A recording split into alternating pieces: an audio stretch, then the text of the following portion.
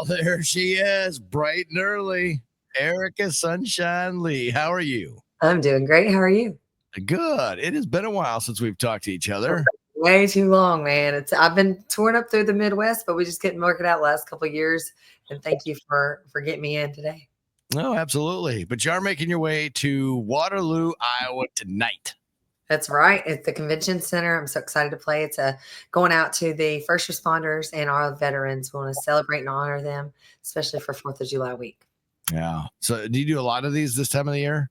Of course. I do a lot of fireworks shows last year in South Dakota, but it's really great to be able to honor the veterans and bring them out and have a little fun. Yeah, I'm guessing, as we all probably do, have a friend or relative or somebody that has served the military. I got a Papa Joe and a Captain Jack, so I both grandfathers on different sides. Oh, really? Yeah. Well, that's awesome. Did they ever share stories with you about anything? So my Captain Jack was my mama's daddy, and he passed before I was born. But my adopted grandfather that I grew up with told me some war stories of World War II and in the Navy, and I would give anything if I would have recorded that. I will never forget sitting in his room as the one time he talked to me about it and just telling me what went on in the battle and the very vivid, descriptive scenes that he painted. I was too young to really, I think at that time, take it all in at 16 when he was telling me this, but I just will never forget just him opening up to me about it. Yeah. See, my grandfather, he was in World War II too. Wow. Yeah, but I never got a chance. I was too young. I was 4 or 5 years old.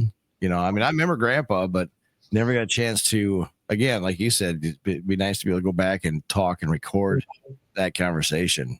So about what it was like. So, but yeah, he was in the Navy, so he was on the ships. Him and Papa Joe might have served together because he was in the Navy as well. Yeah, you never know. They might have.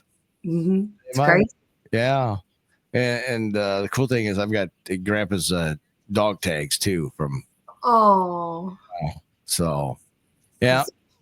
Kind of neat little thing. My wife is, well, what's this box for? And I go, don't touch that. It's valuable. Yeah. So your music career, you've been traveling all over, talking about the Midwest and things like that. But you travel not just in the United States. I mean, you're going to like Hawaii. You're going to beaches. You're going, and now you're in the middle of cornfields. That's right. I was in Italy touring in April for the 6th time. There's a huge line dancing culture out there. It's crazy. People have no idea. There's like an underground country scene there all over Europe. It's really fun getting to see them do line dances for my songs. And then I spend the winter now in Key West, whether I need it or not. And then I start my summer tour after the Songwriters Festival in May. I play down there in Key West again. But yeah, this year I did Colorado and Texas and LA in March, and then played on a cruise to Mexico with Norwegian Bliss. So that was really fun to have like 400 parrot heads come along for the cruise. And then Europe was magnificent. And then my summer tour takes me from Key West to Door County, Wisconsin, back through here, everywhere in between. I just did Tulsa last week, and then I'll be hitting up South Dakota, Montana, Wyoming for the Cheyenne Frontier Days. It's my 7th year playing there. So I'm excited to go back to the rodeo, and then through northern Washington to San Diego and back across to Carolinas and Ohio, Missouri, and then hit up Key West back in the winter. Man, you are not letting that grass grow under your feet. Never. It's been full-time touring, I think, since 2007, and it's been a ride. I've played about 250 shows a year, and I just released my 11th album. Wow. It's been that many already, huh? It's crazy, yeah. That is crazy. The Georgia Gypsy. I think when I met you, I was on like album number 3. So, yeah, we've been at it for a while, Jay. Oh, boy. It's still crazy as ever, right? It is. It's so much fun. I mean, just writing songs. Like I saw your promo clip that you had Dylan Scott. You were hanging out with him. Uh-huh. And I opened for him in California a couple years ago. And it's so fun to see everybody's careers, how they grow and change and transition, and people that you wrote with and people that you opened for, or people that opened for you, like Cam, and then she blew up, Cam Country. And just being able to have these war stories on the road, it's insane. I mean, people like Billy Gibbons played my guitar, sang with John Michael Montgomery, and I sing with Tommy Two-Tone. It was just going back through the catalog of just what I've been able to do in these last few years, and just what I've seen and who I've met and all the cool stories on the road. It's pretty insane. Yeah, Dylan Scott, when he came through when he's first getting started, I took him to a school. Nobody had no idea who he was. I took him to my where I grew up and went to graduate from Garner Hayfield. Mm-hmm. And yeah, so and all the girls would say, "Ooh, he's hot." He's hot. Mm-hmm. That's all. Didn't care who he was or what he did. You know, Right. country, he's just a new country singer. But you never know when they come through, especially the studios. You know, Georgia Line, same thing. In 2012, they came through before Cruise even hit big. You know, 2 weeks later, after being on the show, Erica, they were huge. Yeah, you blew him up, Jay. You gave him a start. That's what I like to think, anyway. I've been playing shows with Jesse Rice. I've been in this Parrot Head world. It's been incredible because I started playing these events when my song "I'm a Pirate" and Mojitos came out. And then it just opened up this entire world, playing for Parrot Head clubs across the country. Last night I played in Minneapolis for the Parrot Head Club party. And I play these house concerts, and they're amazing because they raise money for charity. They have these festivals that they have so much fun, and it's just like all inclusive. And I've been super blessed to have that whole world just like falling in my lap. And I guess God just directed me in the right spots because he knew I loved islands and beaches and pretty places to play too. Man, you slow down to do any time for yourself? I love to go paddleboarding. This week I'm going up to Montana after the 6th. I'll be up there hiking. And so I think during the day, I just love to get out in nature, any kind of exercise, beautiful scenery. And that's kind of when I have my Jesus time. I go for runs in the morning or hike or bike or any kind of outdoor activity. I love sports. So that's always fun. Are you based in Nashville now? I'm more based in Key West and Blue Ridge, Georgia. Okay. But I still go back home to Nashville like a week out of the year. Yeah. Right. Get my mail, see what's wrong, and then I go back on the road.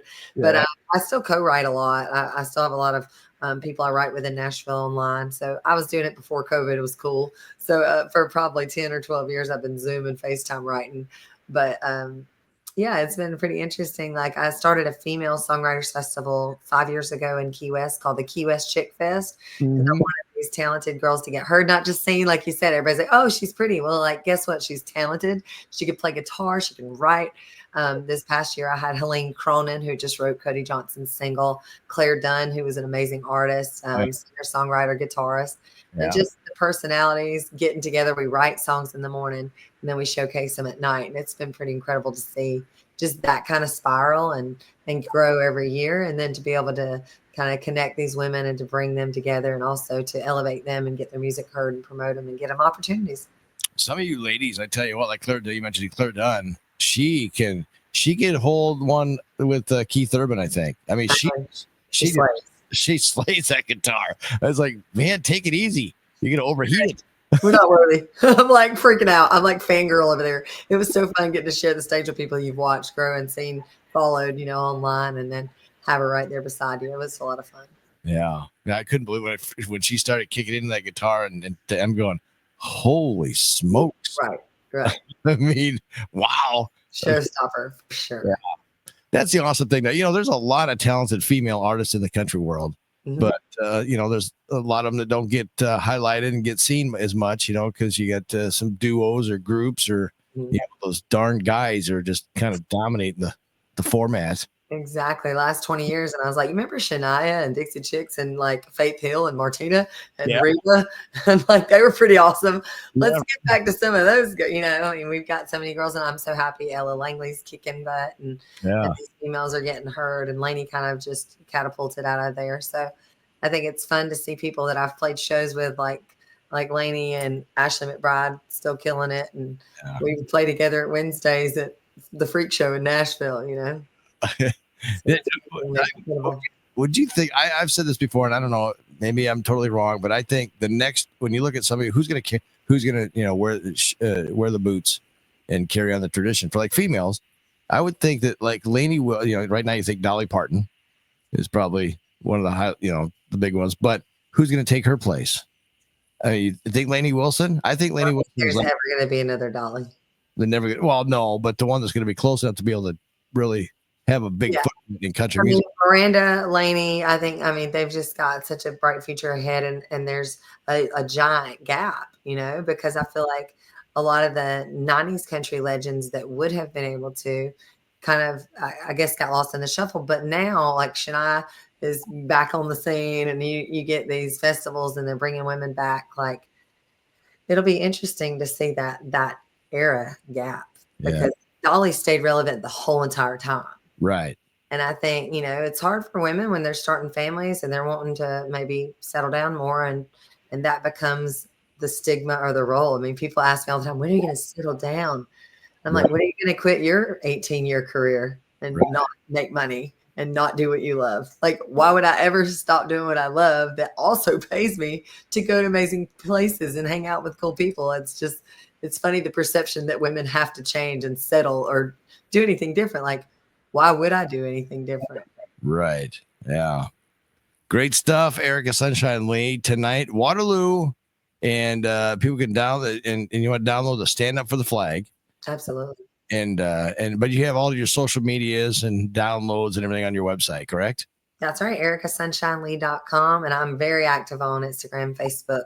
So if you're looking for my daily activity, it might not be on TikTok, but go to Instagram, Facebook, follow me, and my website's got all the tour dates. And another great tool is any music lover should add Bands in Town to their app store, because you can follow me, and that way you'll get a ping whenever I'm back in Iowa. Excellent. Well, next time you're through, you got to stop by the studios. Absolutely. All right. Instead of going, hey, Jay, you got time for me? I got time for you anytime. I love you, man. Great to see you. I'm so glad you're still kicking butt and rushing in the morning. Oh, yeah, absolutely. Stop by next time for a hug, all right? Deal. Erica Sunshine Lee, catch her tonight at Waterloo. The showtime starts at what? 7? 5 o'clock 5 o'clock. is sound check. Oh, a sound check. Okay. Actually, you know what? Get there at 5. We'll have a pregame. All right. There you go. Yeah. And trust me, folks, she can pregame. And post game, it's just going to be a fun time. Exactly. I'm glad you cleaned all the wine bottles and beer cans and shots and whiskey bottles out of the picture. Yeah, and we had to keep it clean for Mama. Right. Right. Mama, we love you too. Praying for Mama. She's having a surgery right now, so I'm praying that she goes good. It's a back surgery, and some good prayers out there if you think about Mama this morning. Sounds good. We'll do that for you. All right. Thank y'all. Good to see you. Good to see you.